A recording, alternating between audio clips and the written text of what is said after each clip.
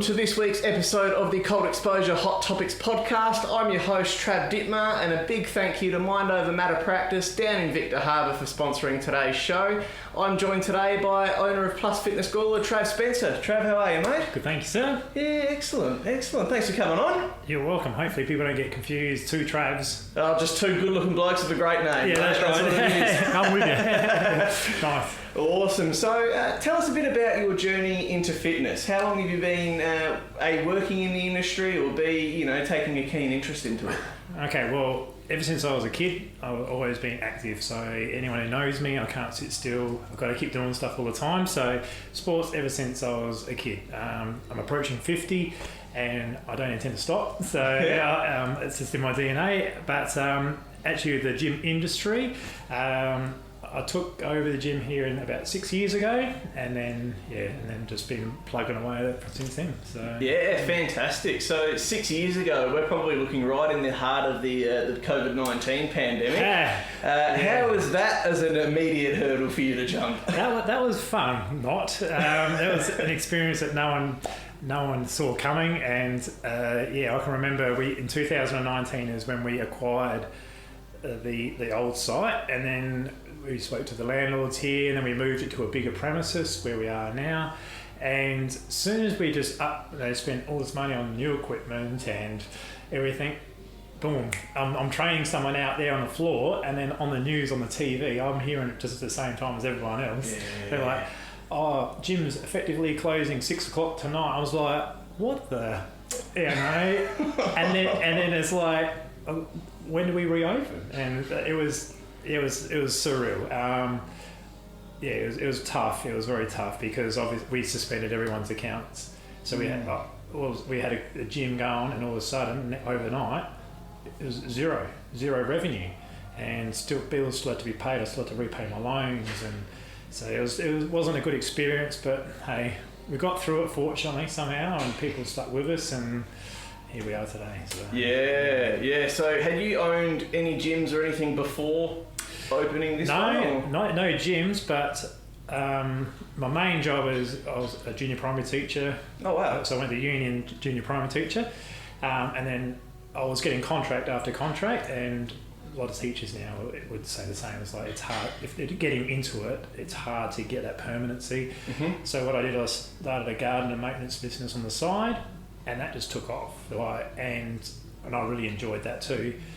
So I ended up finishing off teaching. I didn't do that after 6 years, and then just focused on my gardening business.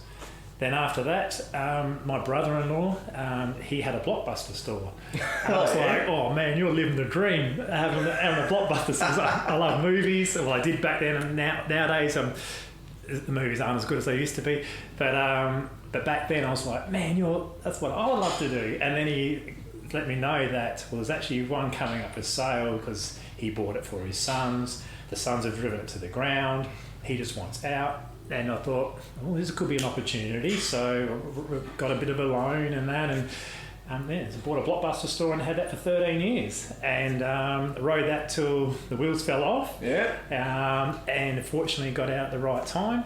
And then next step after that was the gym. So, has that all been around Gawler, has it, or? No, I used to know Pete, who used to own the Blockbuster in Gawler here. Yeah. Colourful character, I like him. But I had it at Northgate, and for a few years I also had the Marden store, so we took over that one, ran it to the end of the lease, and then we closed that one up. But the Northgate was the one that was my baby for 13 years. Wow. So, yeah, loved it. But different demographic, because people are like movies, munchies. Here, it's like they want to get better. Yeah. It's like just want to chill. Don't talk to me about exercise. You know? So it's different clientele, but still working with people. Still got a vending machine just full of different things than it would have been at the cinema. Yeah, you don't want to see what was on the counter back there. Lots of sugar.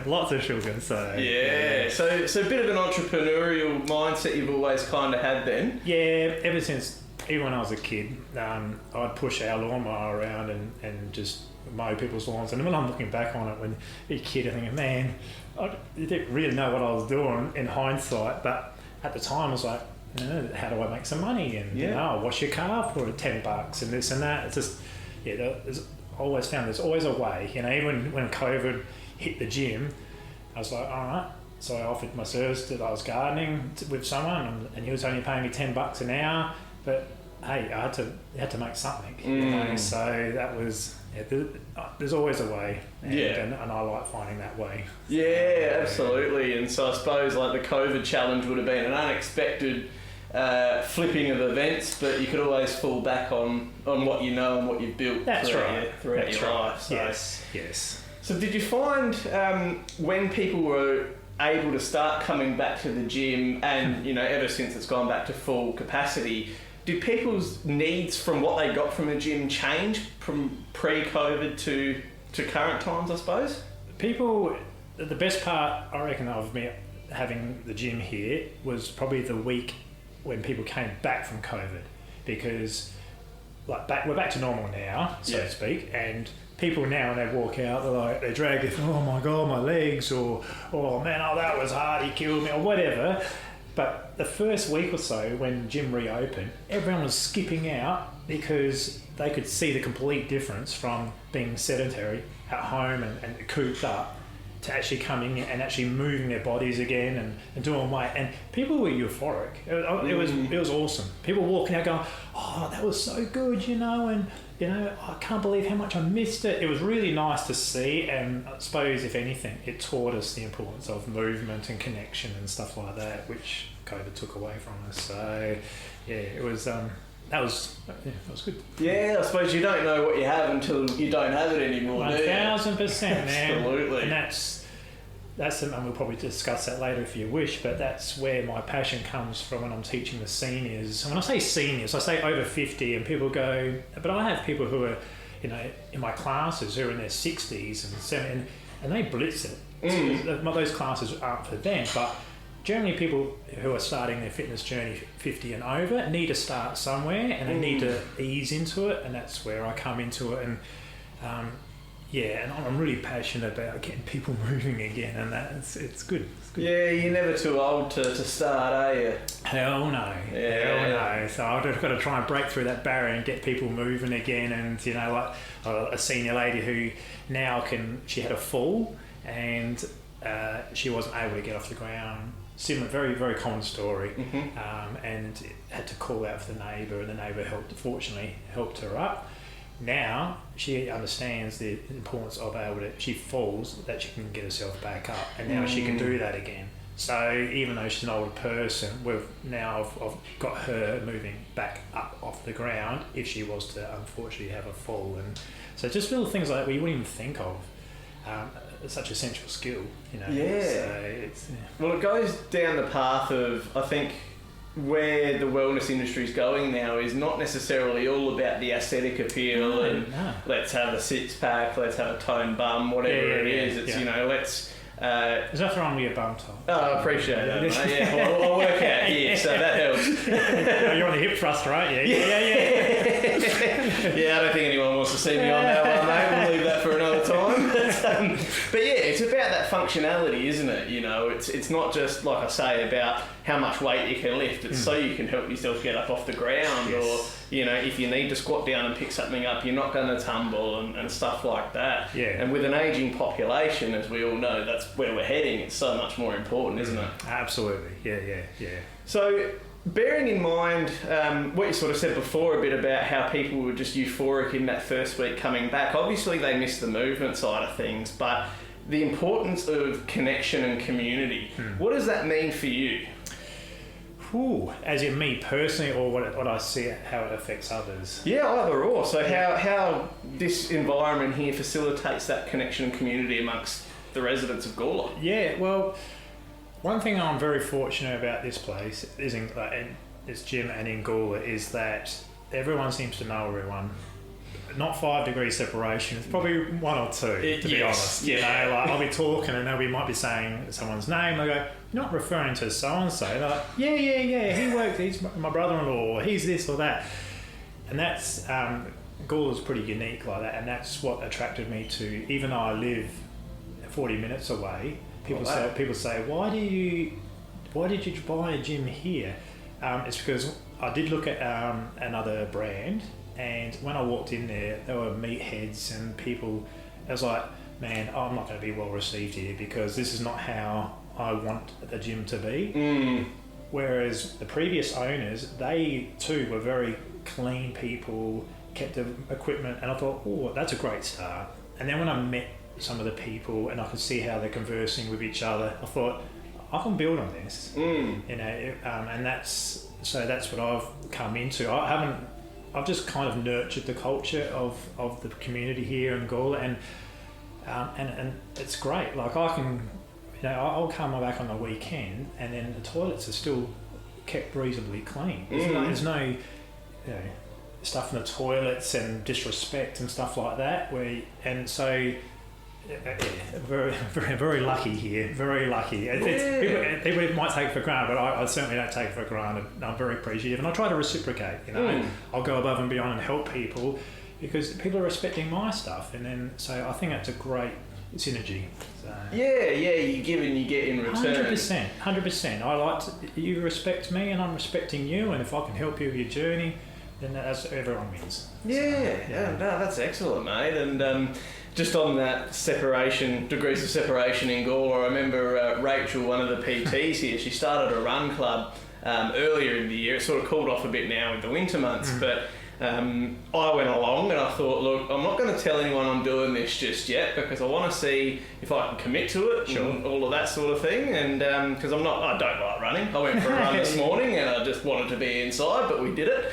And as I'm running down, I think the first 100 metres, I hear a horn from a car and it's my sister driving past. There's absolutely nothing secret in Gawler, is there? No. And that's why you always treat people nicely. It's not just that because it's Gawler, but if you live by that rule, I can walk around anywhere and then people can go, oh, you ripped me off, or, or you did this, or whatever. It's just that if you treat people nicely, that's the way to live your life, I think. Yeah, absolutely. And so this might already have been covered a little bit in that respect then, but what do you think separates Plus Fitness Gawler from the other gyms that are in the town?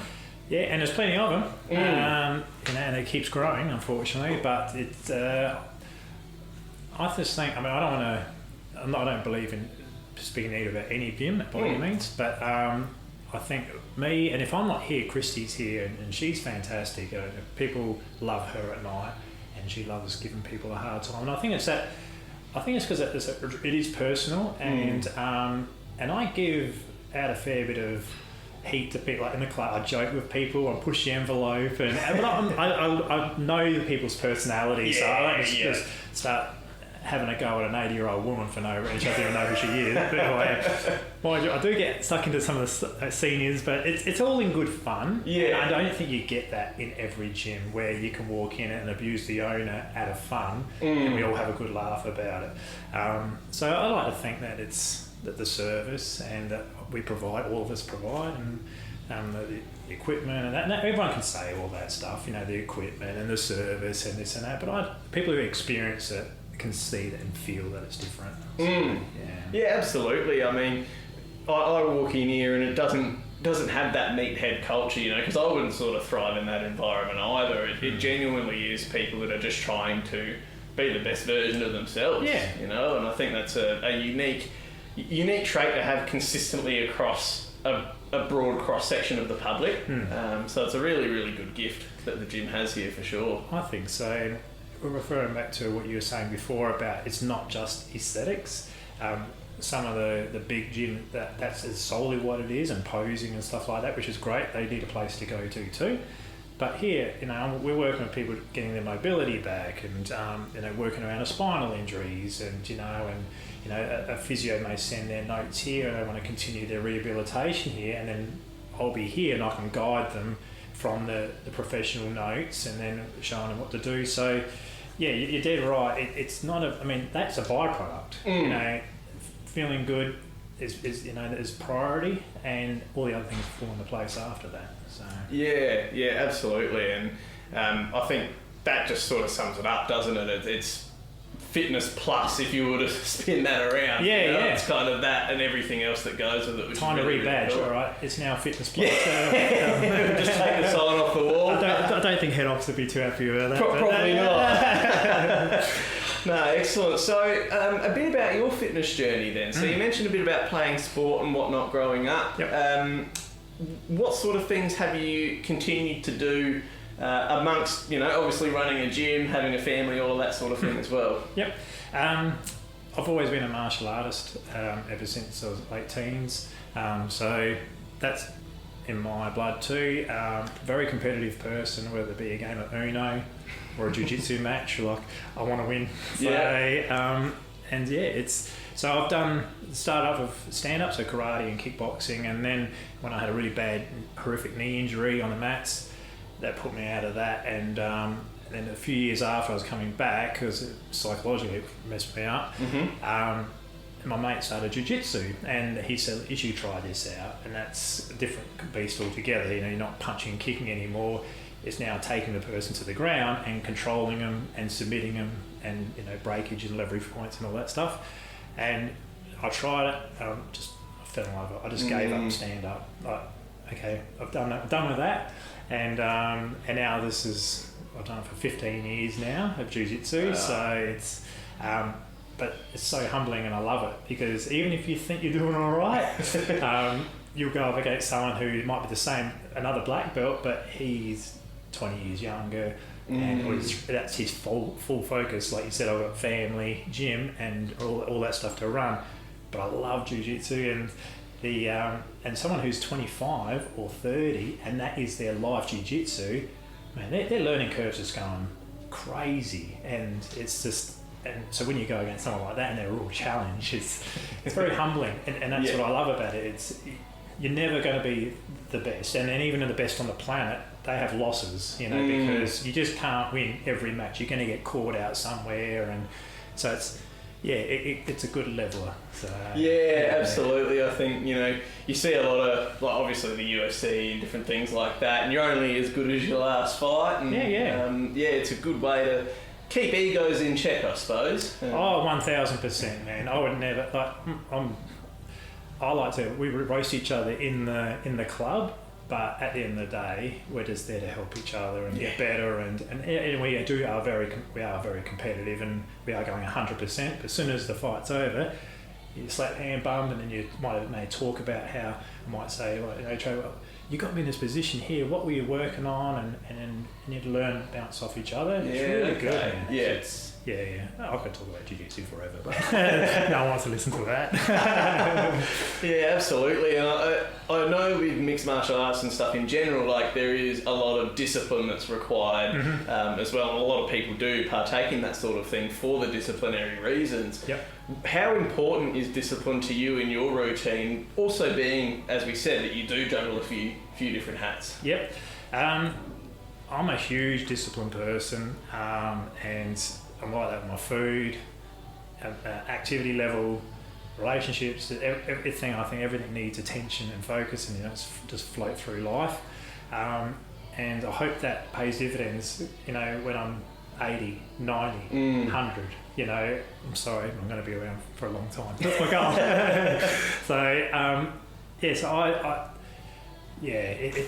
I'm a huge, and I don't want to sound like, look at him, you think, he's so disciplined and that, but it's something you do have to cultivate, and you just got to hold yourself accountable. And one of my favourite things is when I can't remember which entrepreneur it was, or who said it, and saying about, you've got to have integrity, and integrity is doing the right thing when no one is looking.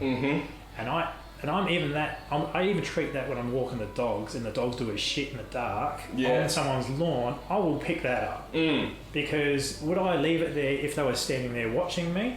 And that's how I approach everything. Like, would I just leave the weights out there if someone was, no, I wouldn't. Would I do this? No, I wouldn't. And would I talk to someone online and say it to their face? So that, and if you apply that to everything and some decision making, you become a better person for it, I believe, anyway. And it just stays in the right direction, I think. So, it's leading by example, isn't it? And like you say, integrity is such an important piece. And at the end of the day, you're responsible for you. Yeah. No one else is going to do anything for you. They might help you out along your journey and things like that, but at the end of the day, not everyone's going to be watching all the time. And No. I mean, conversely to that, having just become a father myself, like your kids also going to be watching you all the time as well. You know? And they do say actions are caught, not taught. Yeah. I'm still waiting for my kids to catch them, which is bizarre because my wife and I were both very active people, and we have to push, and they're 21 and 18. Oh wow! So it's like, and I can't explain the benefits of this because I do so much research and reading and podcasts and that, and I'm like, so I'm learning all this information, and I'm like, man, if I only knew that when I was 20. So I try and impart it onto them, and they're like, oh, here goes Dad again with his health crap, and but I just so want them to do the best, and and I know the cognitive benefits of movement, and I know how this helps your mood and stuff like that, and sun exposure. I know all this stuff, and I'm trying to pass it on to them, but hopefully as they get older, they're like, and things start clicking in place. That's what I just hope, and I try to do that here too, That's why sometimes I do get passionate when someone comes in, and if they're overweight or whatever their goal is, I get really wound up because I so want to give them all this information, but it's just for someone to walk through the door for the first time is a massive milestone for people because they're coming into an environment they don't know anything about. You can't just go, oh, here's your membership, or you can, a lot of places do that, but then you've got to learn the mechanics of all the equipment. Yeah, where do I start?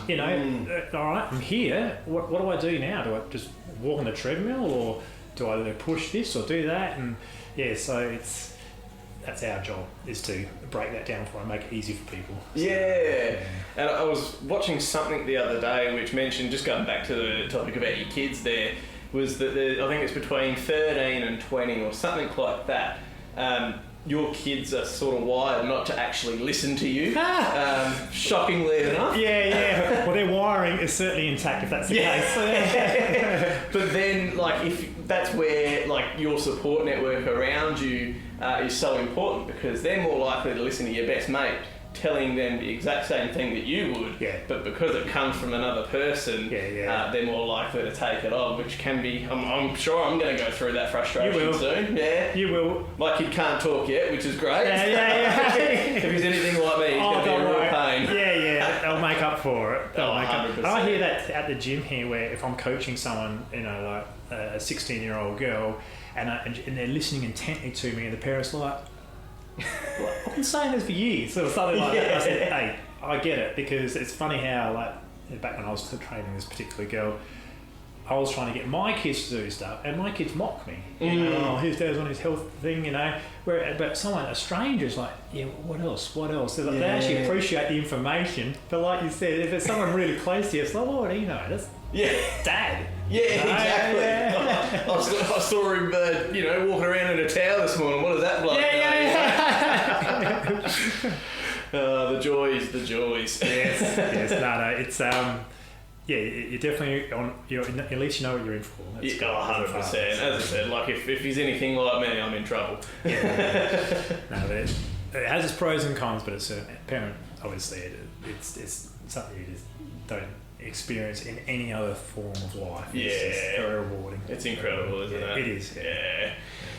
So getting back to, I suppose, your journey in business in general, are you pretty set in terms of Plus Fitness, or are you wanting to keep this going, venture into other things, or what's sort of next for you in that respect?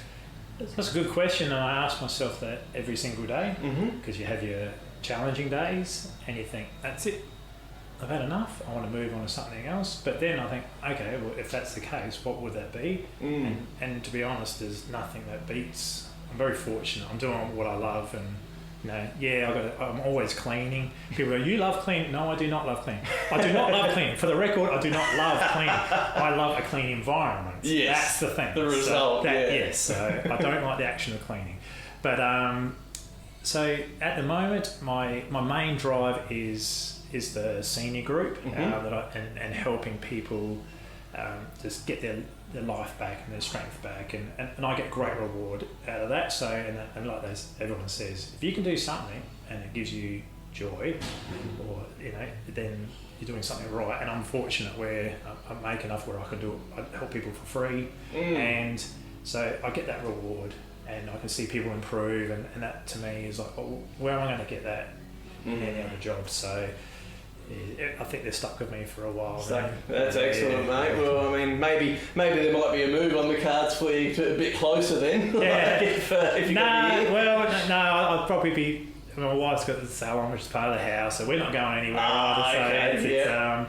And I actually like the commute because I actually listen to a lot of podcasts and audiobooks back and forth to the journey. So I'm actually learning while I'm coming to work or going home, or I might be practicing my singing in the car with some music. So I don't always listen. I love music too, but I've listened to so many books, and it's been great. So I'm utilising my time instead of sitting there listening to some garbage on the radio. I'm actually learning, and it's fantastic. So it's a win-win, and I love the drive. I go the back way, and and I just love looking at the animals and the fog, and it never gets old. I've been doing it for 6 years, and it's like I look forward to that drive every day. So I'm fortunate. I wouldn't do Main North Road. No, that'd get a bit old. That's pretty depressing. So lights, road rage, and burst water main here, roadworks there. I'll take the nice meandering drive through the hills. Thank you. Yeah, 100%. What sort of audiobooks and podcasts do you listen to? Ooh, now you're going to work that out. Okay. So I juggle. I go from entrepreneurship. Andy Frisella, which I came across from Tam, as a trainer here. She'll be due any day now. Been tracking along with that. She's so healthy. It's So, but anyway, so she put me onto this guy. She goes, "You might want to listen to this guy because." When we were working together in the morning, she's like, "You have very similar views to this guy, but this guy's just a millionaire." And I was like, I listened to him and I think, oh my god, that's scary. So I really gravitated towards him and his approach, and he can be quite brutal with his language and that, but I think it's fantastic, and it's just straight up honesty. The politics side of things, I don't really get into that. It's American politics, and that's whatever he wants to do, but the way he runs a business and how he treats people I resonate with that nicely. So it'd be entrepreneur audio books, and then I switched to then anything that's to do with longevity. So Peter Attia, I follow him, and I've read his books, and so I'm learning about the body, and then I'll be listening to someone like Dr. Gabrielle Lyon or Rhonda Patrick, that are talking about biology and the science and how to for body functionality. So if I don't just listen to one genre, otherwise I go crazy. But so I sprinkle myself around, so I'm learning from different facets, and then I might learn about like the what was it called, the Barefoot Investor, and, just picking up little nuggets in there, and that thing, oh shivers, I need to pay attention to my finances, and and so it's always good, and you learn little nuggets from my opinion is if I'm listening to a book and I pull out a couple of nuggets, that was worth me buying that book. Absolutely. And that's how I say if I do a seminar of jiu-jitsu and then I do a training for an hour, but I remember one good thing, it was worth the price of admission. So so I think if you listen to a diverse range of stuff, you're going to pick something up and hopefully it sticks. Yeah, and it sounds like it's all, there's obviously tidbits from everywhere, but it's all pretty well conducive to what you're doing here, and, broadly with your passions in your life too. Well, I'm not going to... So when people say, like the seniors, I love your class and that, but to be honest, it's because I'm listening to the experts and they're saying you really should have, grip strength is so important, and this for this reason, and this is important. So then I come here and I go, all right, now I need to make them do exercises that are going to, help with that grip strength. We've got to work the balance, so we've got balancing skills and stuff. So it's really good because I'm learning this stuff, and then I can implement it into the gym and pass it on. It's good. And it's ever changing too. It's not you just running the same thing all the time. You're dead right. And the science is evolving so fast that the way I even train personally is different now. I used to be about what's the heaviest weight I could shift, even if it was just 1 or 2 repetitions. But now I'm like, I often train with Darren, one of our members here. He's a real big guy, and we have a rule: if you're 8 to qualify, So if you can't do 8 repetitions, don't get heavier. Yeah, okay. And I'm personally never injured in the gym ever.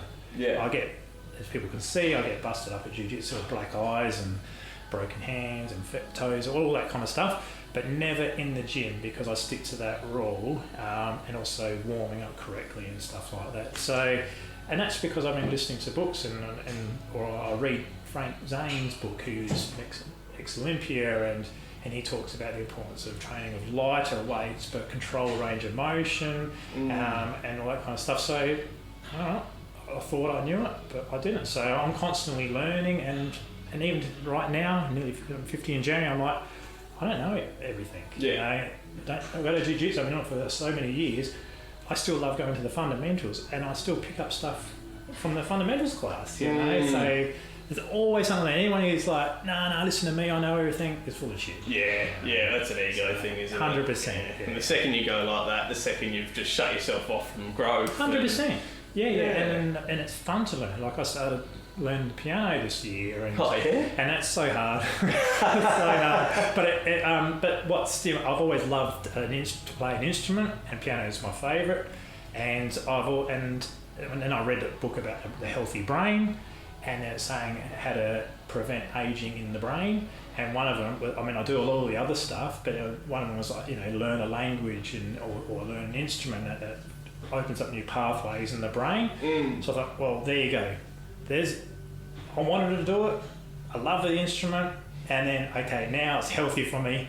All right, I'm in. So at the start of the year, I started, and now I've got a tutor, and I see her now every 2 weeks. Okay. And it is a real challenge for me. Like I sit there, and if I'm not fully present and playing the piano, I'll just be like making heaps of mistakes. Yeah. So it's really good for the brain, and it is a challenge. Different kind of focus, isn't it? Yeah. Well, my goal is when I at my 60th, I'm going to play this beautiful piece. Excellent. About 10 years. Yeah. Might be chopsticks at the 50th. I don't care. Yeah. No, I won't embarrass myself with anything at the moment. So, but it's and just seeing how far I've come just in 8 months, it's like, yeah, I can see in another 10 years, and then it'll be like just flowing on there, and it'll be beautiful, So, and 60 is still very young. Absolutely, it is. We're going to be living longer and longer by the scenes of the way all the science is going. Oh, yeah, it's exciting. That's what I tell people here is that just put yourself in the best position you can right now, because in 5-10 years, the stuff that is coming, the science and stem cells and peptides, and America's miles ahead of us. But when I read Tony Robbins' book and about longevity and stuff, what they're doing now will be readily available to us in 5 to 10. So if you're in a good position now and you get to that state, that's going to really kickstart. It's going to add decades to your life, from what I've been reading, and that excites me. Yeah, because, absolutely. I want to be the cool granddad. Even great granddad would be awesome. So that excites me, and then.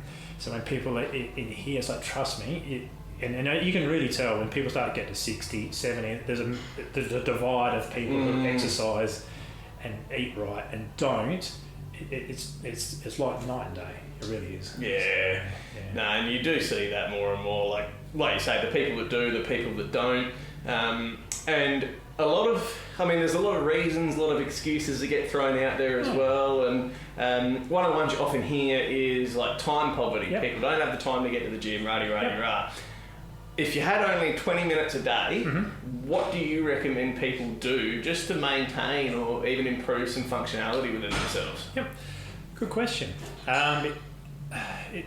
If people had only 20 minutes, then I would recommend weights.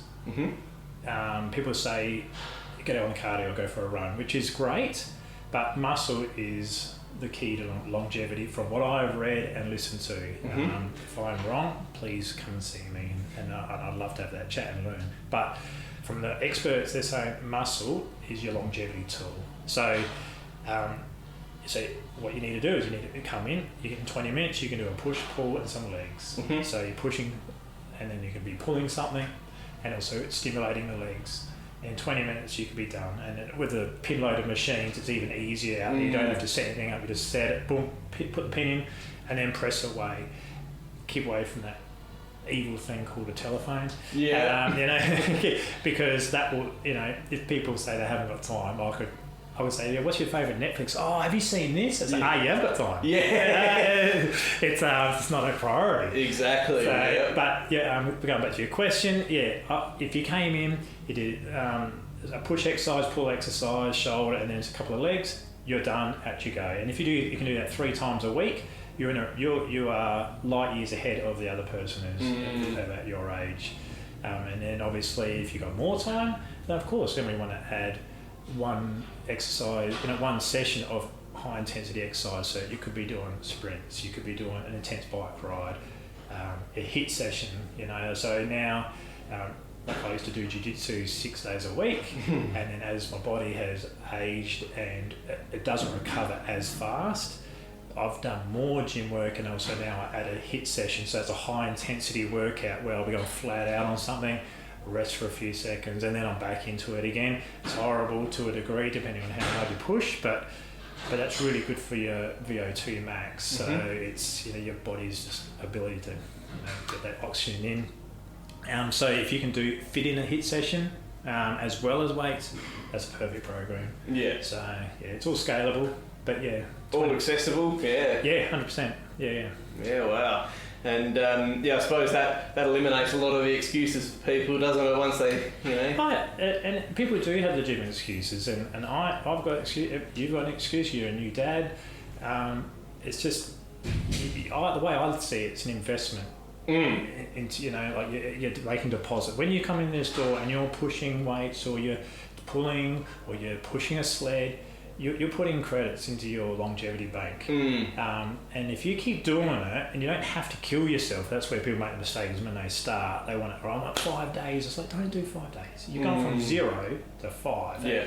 That's crazy. Start off with a couple of sessions a week, get the routine of getting used to coming in here, talking to me, and workout machines. Then if you've got time and you can level it up, go for it. But let's choose something sustainable that you can do today and another year, 2 years, and that gets way more success than people who go all in. That's why I'm not a fan of weight loss challenges, because it's just not sustainable. Like, everyone knows someone who lost 40 kilos and then it all comes back on because they're starved, basically. And anyone can do it for a photo or a wedding, or you've got this huge goal and you think just a few more weeks, but you want to choose an approach, in my opinion, where it's like, I could do this forever. And I mean, like me, I have my eggs in a protein shake for breakfast every morning. Boring, but I don't mind it, and it's sustainable to me. It's not too expensive, it's high in protein, it's easy. So way I've adapted my workouts is that it works for me, and it's not, here we go, or this is a challenge. And that's part of the fun of someone coming to me and going, look, Trav, so I've only got 2 days a week, or I've got 3 days a week, what should I do? It's like, all right, cool. And then you can give them a game plan. So I can always come up with a game plan for anyone, regardless of how big they are, how small they are, or how much time they have. Yeah, it's about connecting to their why as well, isn't it? Not everyone's coming in here for the same reason. That's right. That's right. But often people are carrying more weight than they should be, and if they've got that visceral fat, the fat around the internal organs that you can't see, and that's the biggest indicator. If you've got high visceral fat, that's a massive indicator that you're going to have cancer, diabetes, dementia, Alzheimer's disease. They're all strongly linked. And that's where, again, I get paid. If I see that the visceral fat's high on someone, don't worry about aesthetics and that. We need to get this down there. Do you want to see your grandkids? Do you want to be around? Because that's the facts. So so it depends. If people come in and they're concerned about the health, then that's their goal. Or if someone wants bigger arms, well, we can do your bigger arms. So everyone has a different agenda and a different goal. So, And I suppose as you get more experience, like you have done over the last 6 years, you see that more and more, and you also see that people are motivated differently. And how do you motivate yourself on the tough days? And then in your classes, do you have like an approach to motivate people to get through, or? Yeah, it's called being an arsehole. Yeah. I like whispering in people's ears when they're on something, you know, and and getting underneath their skin, because it drives people's competitive, but not being competitive with other people, but if I'm like saying, I've seen you do way better than that, and pretend to be really disappointed, you'll get an extra gear out of them, or whisper, you're saying, so and so's going a bit harder than you. I love all that stuff. I play with people's triggers, and so I can find it easy to push people. My motivation for myself is I'm not motivated every day. I'm not. Like this morning, I'll take a class, and at 7:30, I've got to train legs for an hour. It's like, oof. Yeah. You know, walking lunges and this. Trust me, I'm not motivated. You know, so. But that's when the discipline comes into it. And I go, well, if I don't do it, I'm going to lose my strength around my knees, and it's going to affect my ability to, you know, get up and down off the ground really fast, all that kind of stuff, you know, because I like to think of how's it going to help my jiu-jitsu, or how's it going to help me with my bike riding, or whatever. And that's how I link it to. It's like, well, it's just a non-negotiable now for me. So whether I'm motivated or not is irrelevant. It's because that's fleeting, you know. I mean, everyone, you know, you watch a podcast, or you listen to, look at a meme and it's got some pumping music. That fires me up too. It's like, damn, let's go for it, you know. Or you watch a jiu-jitsu highlight, and then you go into training. It's like, I'm going to try this, you know. But it's not like that every day. No. So, and that's where people often, and that's a good question, because people say, I'm just not feeling motivated. You know what? You're not going to feel motivated about something every day. You're motivated to be the best father in the world.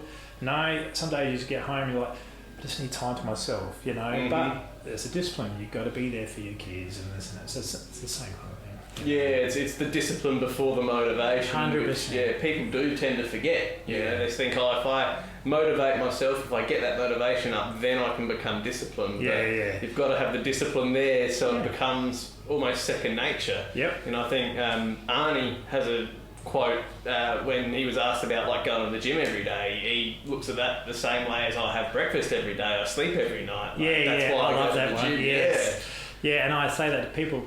They say, I don't really enjoy it all the time. And I said, do you enjoy brushing your teeth every night? I was like, no. So it's one of those things. It's a non-negotiable.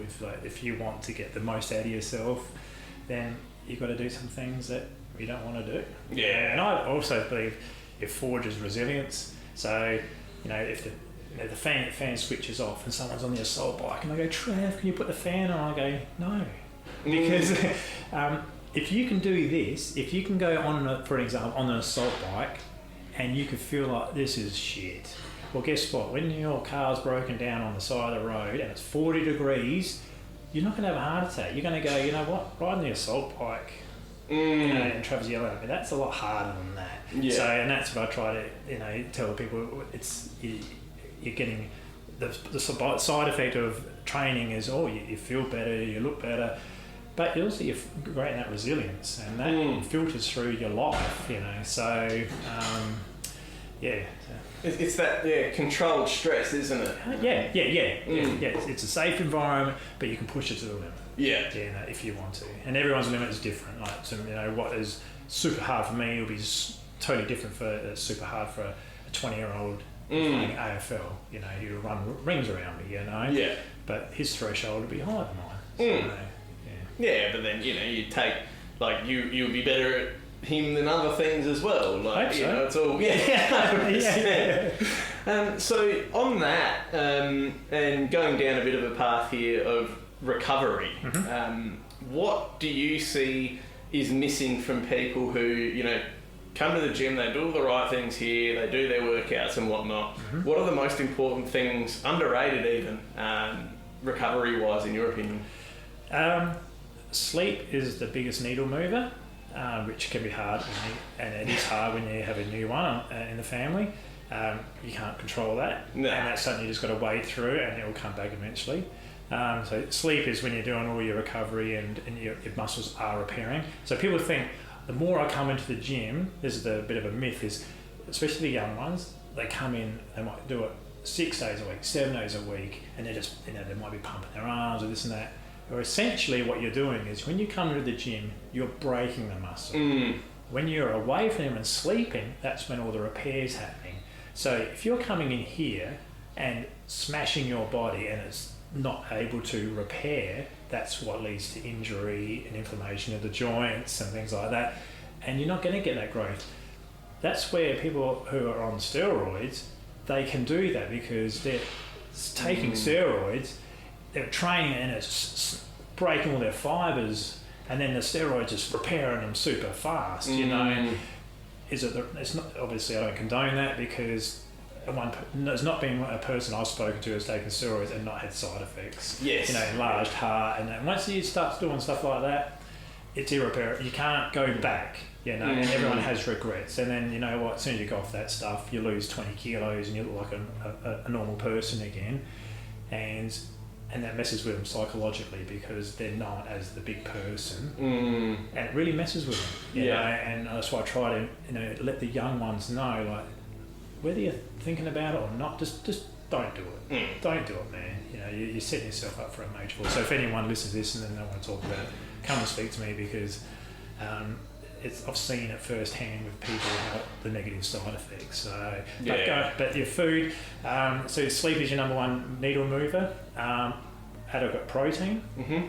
Protein is the biggest building block. You know that is going to help you. So, and the numbers are getting thrown around left, right, and centre. But if you go by 2 grams for every kilo. Yeah. So like I weigh 95.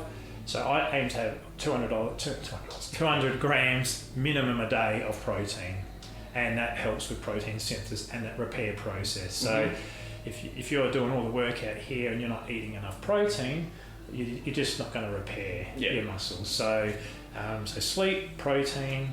I'm a massive advocate of creatine as well. And it's one of the most researched supplement on the planet. It's been around for decades. I started taking it decades ago, and a little bit inconsistently. But in the last 6 years, when I've discovering there's definitely no side effects. There's also now some cognitive benefits to creating creatine and brain health. So it's like it's a no-brainer now. Forget the pun. And so when I'm making my smoothies every day, it's always got creatine in there. And also give it to my wife and my son because it's good for everyone. So protein, sleep, creatine, and apart from that, safe lifting practices. You can. And that's how I would. They're the top three, I'd say. For nutrition. Fantastic. So getting back a bit to, we were talking about like social media distractions, all of that kind of thing. What's probably the biggest myth, or I hate the word toxic because it's very overused these days, but what's the biggest thing you'd like to debunk about social media in terms of fitness culture? That you can go from that to that in 3 months. And unfortunately there's a lot of influencers out there who are waxed, tanned and on the gear. So when I say gear, that means steroids or some kind of foreign object chucked in the system. And that bothers me. And that because and I like to debunk. There is no fast way. Like people say, I've got this belly, and I want to get rid of it. And you've got to. I don't say it to everyone, but it's like, did this happen in the last 3 months? The answer is no. Your body has gone sedentary, and this has happened over the last few years. So guess what? It's going to be like shifting a cruise liner. You can't just turn it around and do it like that. It takes ages to. So if it takes you 2 years to put all that weight on, well, chances are to do it safely and also in a sustainable manner, it's probably going to take a few years to get it back. And you don't want to drop all that weight because if you're dropping around super fast, for example, you're going to have excess skin and then you've got other battles to go through, like cosmetic surgery to remove excess skin. So I mean, so the biggest thing I like to debunk is there's no shortcuts, there's no easy answer. It's repetition, do it again, And that's where, so if you do it like, we got a body scan, it doesn't just measure your weight, it measures your body composition. So that's one good thing, is that even if you're not changing too much on the scales, you'll see that, I'm actually putting on muscle and I'm also losing visceral fat. So you're actually seeing what's happening inside the body, which is a great tool, and that does give people a little bit of motivation. And so it's a good question. I like that one about what would I debunk, and that would be that short-term fix. Yeah, it's very much that attention span culture, I think, now, where everyone wants everything quickly, and that translates into lifestyle as well. Yeah, that's right. Everything's quick and it's here. Food's here. Relationships, Tinder, everything's like bam, bam, bam. So people's patience is not as good as it used to be. No, absolutely. It's it's the stimulation era, I think, where everyone's just got to have that constant hit of dopamine. Yes. And, sometimes if it's worth it, it'll take a little bit of time. It's not going to be that quick instant reward. No, nothing great came from quick and easy. In my opinion, if it's something's taken a long time to build or grow or save to, it pays dividends. So yeah. So going down that path a little bit there, what is, say, a non-negotiable habit or a couple of non-negotiable habits that you'd recommend or that you might do that they can apply to the gym or just lifestyle-wise? Non-negotiable habit. Oh, that's a hard one, because a non-negotiable to me would be like, don't drink all the time. Have a drink every now and then, by all means. I love having a cold beer in summer, but I don't do it all the time. It has a very negative effect on my mood. That's a hard one. I wouldn't want to enforce what is a non-negotiable. For me, it's definitely like, you'd be like, gee, that's a bit harsh. It doesn't apply to me. But my non-negotiables is movement every day. So I do something every day. So whether it be, if I'm not doing weights, I'll be going for a walk or ride my bike, or and it's good for me. It's a non-negotiable because I know it's good for me. I feel better mentally. So that is a non-negotiable for me, and I wish that could be a non-negotiable for everyone, because I know how much positive benefit would be. So that's my non-negotiable. Yeah, awesome. Yeah. Fantastic. So, is there anything that we haven't discussed today that you'd like to mention? Ooh. No, but I like what you're doing with supporting men's health and mental awareness and all that stuff. Thank you. That's fantastic, and that kind of fits nicely into what we're trying to do as well. So, it's good to network with you in that regard too. So appreciate that. That's and good. We're sort of behind the scenes planning on a couple of little collaborations in the future, and looking forward to that. And there may or may not be an ice bath involved. A little birdie tells me. Well, see, I'm not committing to that. I would love to say yes, I'll do it, but that's something that, and we've had that discussion that, when the weather warms up, absolutely, we'll throw it out there to the members and see if they want to do an ice bath challenge in the warmer months. And we'll do some kind of, we've discussed, some kind of fundraising or help something in the community with Gawler, and we'll work with Cody and to be mayor. So, absolutely. Fingers crossed. Fingers crossed for him. He's a good bloke. So I think that's going to be good fun, and we'll have a bit of a good Saturday morning out of that. Yeah, absolutely. And I suppose we can be a bit lenient with you getting in the ice bath. I'll put my hand in there. That'd be good. It's a start. I'm just the weakest person when it comes to cold. I can do heat. You can push me cardio wise and beat me up, I don't care. But cold water, I am so weak. That's a full confession. No, that's right. Maybe it's a train the trainer type of exercise. I'm sure I'll get hassled into it somehow. So. Excellent. Is there anything coming up in the gym in the next couple of months or heading into summer that is worth mentioning to the members or people that are potentially looking at joining up? I have got something going on in the background which I can't say anything because I don't know where it's going to go.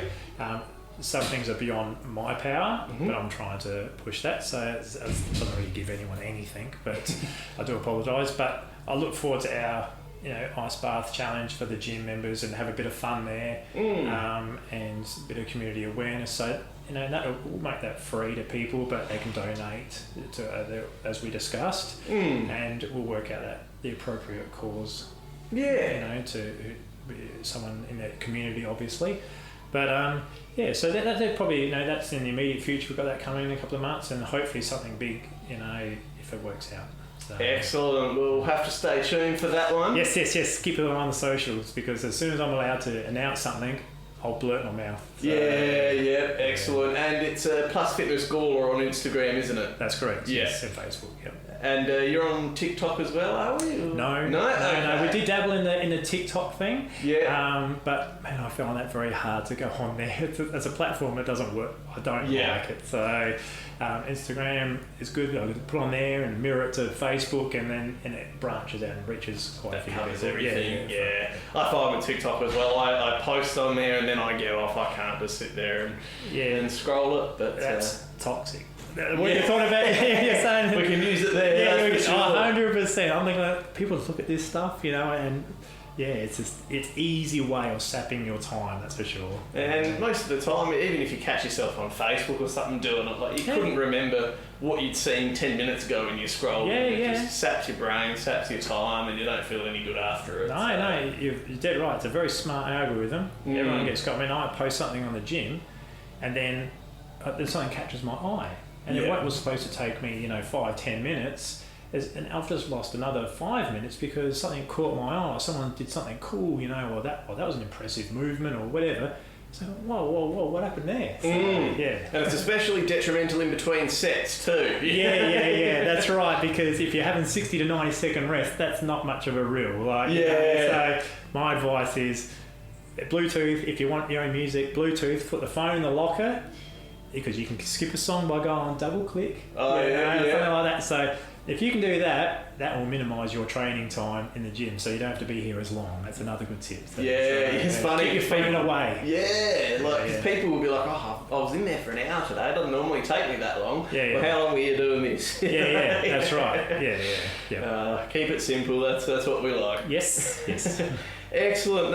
Trav, thank you very much for your time today. Thank you. Appreciate it. Pleasure. Thank you. And you can find this podcast on YouTube, Spotify and Apple Music. I'm on Instagram as The Journey of Trav, and just Trav Dittmar on YouTube and TikTok as well. But thanks for tuning in, legends, and we'll see you next week. Cheers.